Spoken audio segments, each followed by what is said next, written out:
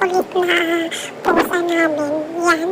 Sobrang kulit nito, ayaw magpasuklay, kaya yan pa masyado kong hinihigpitan yung pagkahawak sa kanya. Kasi pag hindi mo higpitan guys, is tama na mangangagat siya. Kaya sinusuklay ko siya. Ang pangalan pala niya guys is Fafa. So, ayan, sinusuklay ko siya para sa ganun is maganda naman yung kanyang hair or silky naman yung kanyang hair. Kasi nga babae yan guys. So, ayan. Sinusuklay natin pa kasi yung buhok niya is madami talaga as in na hindi yung parang ibang pusa na manipis lang siya, siya sobrang dami.